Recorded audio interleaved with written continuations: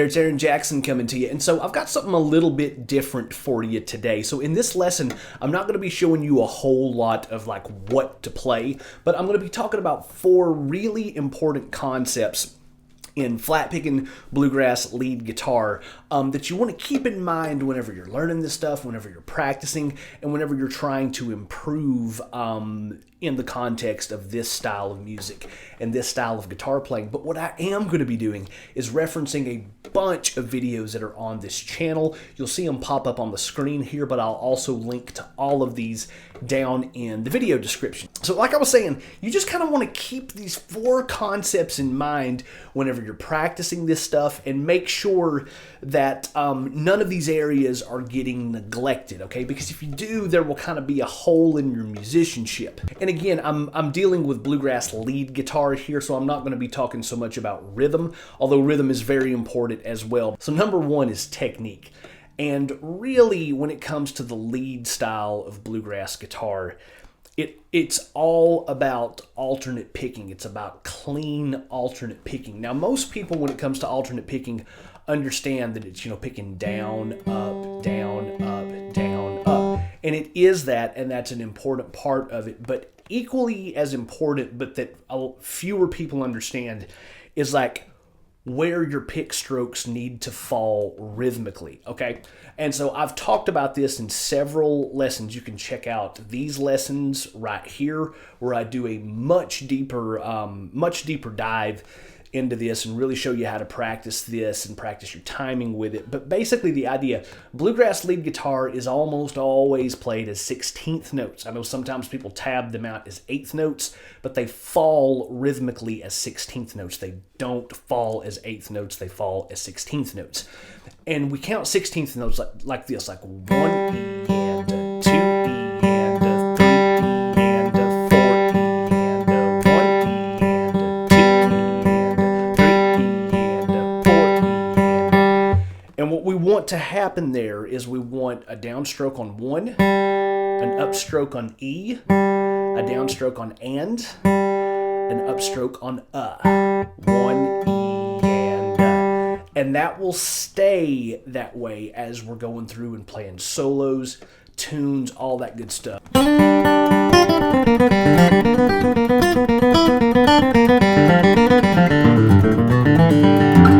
Okay, so I'm not going to try to count the 16th notes out verbally while I'm playing that, but when I'm going through and playing that, those pick strokes are falling where they need to fall rhythmically. So it takes a little while to understand that, and it takes even longer to get that technique to the point of what we might call unconscious competence, which is just kind of a fancy way of saying that you know what you're doing without having to think about that. But that's very, very important, and that technique is what allows us to play this music. It's what allows you to quote, speak the vocabulary and the language of this stuff. So again, you can check out those 2 videos where I really kind of go into a deep dive, and also check out these videos right here where I give you a bunch of picking exercises that you can practice to develop your picking technique. So technique is of paramount importance. I would say it's the most important thing, because even if you go through and learn like 100 fiddle tunes, but you haven't really developed your technique and you haven't got that alternate picking thing to, again, the level of what we might call unconscious competence, it's just going to sound like sloppy garbage. So that's why I start with technique, and I really do recommend going and checking out those kind of beginner technique level videos to kind of really get the idea down and get some simple things to practice that will really help you lay a solid foundation for this stuff. So that's technique. Number two, timing. Timing. This is the thing I see most people neglect. And, I kind of have a soft spot for this because I neglected it for years in favor of speed and technique and learning, licks and developing chops and all that kind of stuff. And I had to kind of go back and I had to fix some things. So the best video that I've put out on this channel, I think, talking about how to develop your timing is this one right here. And I just kind of cut to the chase, and I talk about my favorite tool for developing your timing with this stuff, and that's a train beat drum track. Again, you can reference that video. Yeah, there's really kind of 4 tools that you can use to really kind of develop your timing when you're just practicing by yourself. Obviously, if you can play in a jam or play with other people, that's a great way to develop your timing as well. But if we're talking about, just kind of practicing on your own, number one is the most obvious, is the metronome. And the metronome is great, but it can be difficult to play along with, and also just feels really, really robotic and soulless. Not that you shouldn't practice with that, but it's definitely got its limitations, and there's other things that I like better. So aside from that, I've talked about this before. I talked about it just a second ago. That train beat backing track, that's my favorite thing to practice your timing along with. It makes it more fun, and it makes it easier to play and stay in time. Number 3 is the strum machine. Man, what a cool freaking resource. If you are learning bluegrass lead guitar and you don't have a subscription to the strum machine, you are missing out. It is great. It has backing tracks for any bluegrass tune you can possibly imagine, and you can go through and you can do custom settings in there. You can take the rhythm guitar out and just have bass and mandolin. You can change the rhythm patterns. It's freaking awesome. Practice with it, and it's again kind of like with the train beat. It's easier to stay in time when you practice with it, and it's just way more fun. And then number 4 is playing along with recordings. That's a great thing to do as well, although that has its limitations too. I've heard a lot of great guitar players and great teachers say that the best thing you can do is play along with recordings, and I see what they're getting at, but I disagree, and here's why. I taught local guitar lessons where I live here in Johnson City, Tennessee, for a long time, and a couple of years ago I had a student who he was one of those students that was just awesome. He had a lot of talent. He practiced 5-6 hours a day, and if you're a guitar teacher watching this, you know that those students are very rare, but when you do get them, they're really fun, and they're a real joy to teach. But anyway, we were learning Jimmy Page's solo to Stairway to Heaven.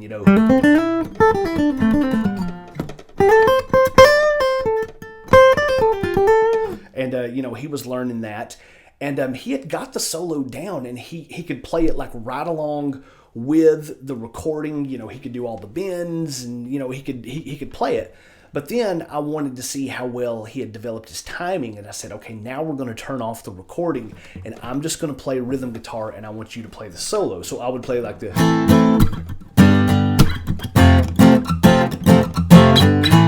So I sat down and I started playing rhythm, and he couldn't play it, or at least he was having a real tough time with the timing on that. And the thing about playing along with recordings it can be a great thing, but a lot of times it's a little bit like training wheels, in that you've got this backdrop of this like amazing professional recording that sometimes you may think you're playing in time with, but you're actually not. That's why, again, just when it comes to developing your timing, that's why I like the train beat and the strum machine a little bit more, because it will expose the areas that your timing needs work a whole lot more than maybe playing along with the recording. But anyway, those 4 things are all great to practice with your timing. But again, check out this video right here for a little bit of a deeper dive into why I really enjoy playing along with like a train beat drum track. Okay, so the next area here is what I'm going to call vocabulary. Vocabulary. Vocabulary it's the licks, it's the phrases to a certain extent, it's the tunes, it's the passages that you want to learn that are specific to this style. My favorite way to develop your vocabulary, really with any style of guitar, but is just to learn solos from the greats. It kind of amazes me how many people I will hear online almost poo-pooing that, as if they're like, I don't know, there's almost this like kind of moralizing around it. It's like, no, I would never learn a note for note solo from someone else because I just play, the way that I play. And hey, that's all well and good. But I just don't see any area where it's going to affect you negatively by kind of learning from the masters, learning solos from Tony Rice and Doc Watson and David Greer and Norman Blake and Clarence White and Kenny Smith and Brian Sutton. And I mean, I could just go on and on and on here. But the thing about it is once you start to learn a handful of these solos, and again, you practice these solos and get it to the point, again, I'm going to use this phrase a lot, to the level of unconscious competence, their ideas start coming out in your own playing. Also, too, this is really how every single great player that all of us know and love learned. It just is. Like Eric Johnson, like one of my, I've got it around here somewhere. Yeah, it's right over here. Right here. Eric Johnson, Total Electric Guitar. All right. This is a bluegrass guitar video, but Eric's always been one of my favorite players. I did a bluegrass cover of Cliffs of Dover last year that, a lot of people really liked. But in that whole DVD, all he's doing is talking about his influences. And he goes through and he can just like nail passages from Jimi Hendrix and from Jeff Beck and Eric Clapton, but he doesn't stop there. I mean, he just nails things from Jerry Reed and Chet Atkins and Wes Montgomery, and it's astonishing to watch.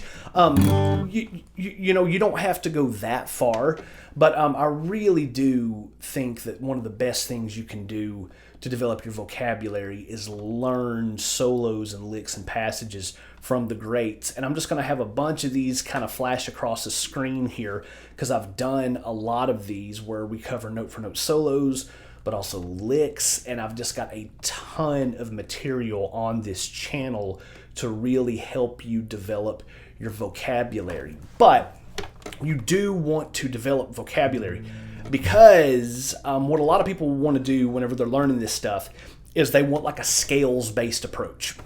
They want to know like what are the bluegrass scale patterns, and then they want like a pattern to play through a couple of chord changes to make it sound like bluegrass. And there may be some other teachers out there that have a version of that. I don't, because I recommend a vocabulary-based approach. And we do that through learning ideas, passages, and solos from the great bluegrass players that have come before us. So anyway, I've got a ton on this channel here. You can check out the links to those down in the video description to really kind of develop your vocabulary around this stuff. All right, so last one here, number 4, is repertoire.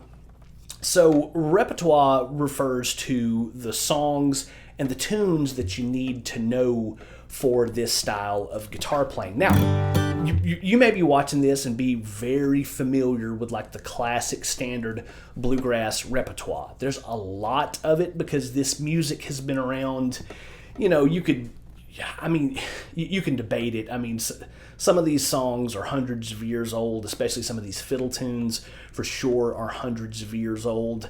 But kind of bluegrass as we know it, again, this is debatable, but I think of it like those first Bill Monroe and the Bluegrass Boys recordings from, I guess it was like 1946, with Bill Monroe and Lester Flatt and Earl Scruggs and Chubby Wise and that kind of stuff, and then everything since then. So there's a lot of this material. So if you're already familiar with the bluegrass repertoire, great. If not, I wanted to recommend just a couple of series of recordings for you that you can listen to, that you can make a playlist out of, that will really give you a good sense of what bluegrass is all about. So number one, especially if you're a guitar player, listen to all of the Bluegrass Album Band. And I'm going to have each one of those album covers, no pun intended, flash across the screen here. And what the Bluegrass Album Band was, it was, I hope, so the lineup was Tony Rice, Doyle Lawson, J.D. Crowe, Todd Phillips, I think, and then Jerry Douglas is on some of it. I don't think he's on all of it. just doing the traditional bluegrass repertoire, like Bill Monroe, Flatt and Scruggs, I think maybe some of the Stanley Brothers. But what's great for guitar players is it's Tony Rice is singing lead and playing like lead guitar breaks on a lot of the tunes, which is great because the original stuff, like the Bill Monroe and the Flatt and Scruggs, didn't feature any lead guitar solos, but then Tony Rice did that on the Bluegrass Album Band. So if you have not listened to all of the Bluegrass Album Band, please do yourself that favor. Give yourself that gift and, just listen to this music played in a really, really, really vibrant way, again with Tony Rice kind of being the front man for all of that stuff. And I think their last album was an instrumental album, which you definitely want to listen to. But most of the stuff on there, it's it's vocal tunes. It's songs that have lyrics in them, and it's Tony Rice and Doyle Lawson singing those the great harmonies from that traditional bluegrass stuff. So you definitely want to check that out. A lot of great guitar solos from Tony Rice, but that's a really good series of recordings to get into for like the vocal tunes. Now, for the instrumental stuff, again, there's a ton of stuff out there, but if I was just going to kind of condense it down for somebody, there were a series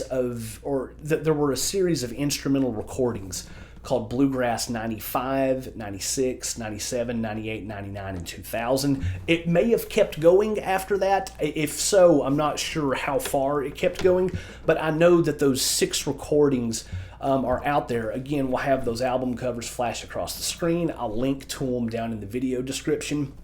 And that is great stuff because it's just, it's a bunch of A-level bluegrass players, like depending on the recordings, I think it kind of changes up, but I know Adam Steffi plays mandolin on some of it, Clay Jones plays guitar, Jeff Autry plays guitar on some of it, Aubrey Haney is on fiddle for some of it, Jim Van Cleve. I mean, it's just great bluegrass musicians just doing a lot of the traditional instrumental bluegrass repertoire, but they're doing it in a it's really they kind of blow the dust off of some of this stuff, and it's really, really, really cool. So you definitely want to check those out because, like I said, they're covering like the instrumental side of traditional bluegrass, and there's a lot of it too. Obviously, we have a bunch of fiddle tunes that we want to learn here, but there's mandolin tunes, there's banjo tunes, there's a lot of traditional instrumental bluegrass music, and that series of 6 recordings really kind of covers the span of a lot of that classic stuff, but again, it's played in kind of a contemporary, really clean way, and I think that you'll enjoy that. So if you'll kind of listen to those 2 series of recordings, all the Bluegrass Album Band, and then Bluegrass 95, 96, 97, 98, 99, and 2000, you'll really, really, really have a good sense of the repertoire of this music. And then you can also check out some of the other lessons I've done on this channel, talking about some of the great fiddle tunes to learn for flat picking guitar, again, that are great for developing your repertoire, but also that are great for developing your technique as well. So again, there's just 4 areas that are great to keep in mind when you're learning this stuff. Now, depending on where you're at as a player, sometimes you might be focusing a little bit more on one area than another. You might be focusing on technique a little bit more than you are on repertoire, or you might be focusing a little bit more on vocabulary and repertoire than you are on technique. However, you can practice all of this stuff in one setting. So a great way to do that is just by practicing a fiddle tune or any instrumental tune, but fiddle tunes are great. When you're practicing, something like Big Mine.